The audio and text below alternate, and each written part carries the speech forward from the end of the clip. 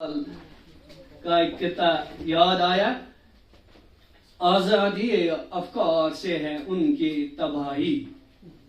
آزادی افکار سے ہے ان کی تباہی، رکھتے نہیں جو فکر و تدبر کا سلیقہ. ہو فکر اگر خام تو آزادی افکار، ہو فکر اگر خام تو آزادی افکار، انسان کو حیوان بنانے کا طریقہ. ہمارے پاس فکر ہے، عصری تعلیم کی فکر ہے، ہم پڑھتے ہیں آج عصری تعلیم، ہمارے پاس خیالات ہیں، ماڈرن خیالات ہیں، ماڈرن نالج ہے، لیکن اس کے باوجود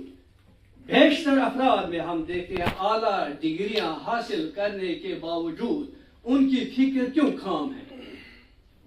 ان کے افکار، ان کے خیالات کیوں خام ہیں؟ کیونکہ انہوں نے صرف ایک ہی طرح کی تعلیم پڑھی ہے، وہ تعلیم جو میکنیکل انداز سے پڑھائی جاتی ہے، انسان کو دولت کمانے کی مشین بناتی ہے، نہ کہ اس کی ذہن سازی، اس کی اخلاق سازی اور اس کے فکر و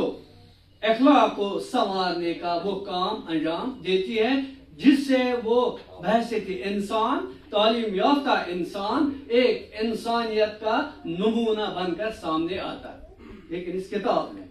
جتنے بھی پیغامات ہیں، جتنے بھی مضامین ہیں،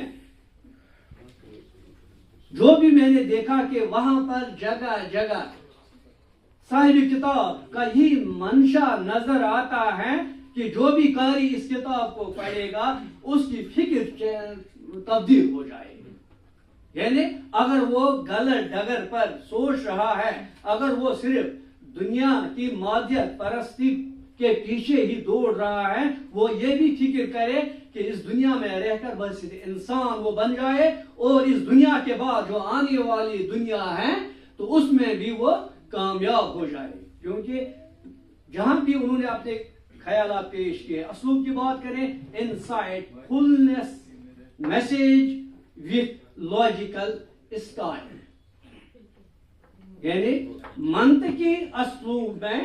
پیام معرفت پوری کتاب کی جس کی ہے. قرآن شریف کی آیات بھی سامنے لائی ہے، جیسے حسن اظہر صاحب نے کہا ہے کہ جگہ جگہ، اور ایک اسلوب یہاں پر یہ ہے کہ جیسے کوئی خطیب تقریر کر رہا ہے، خطاب کر رہا ہے، خلو ہے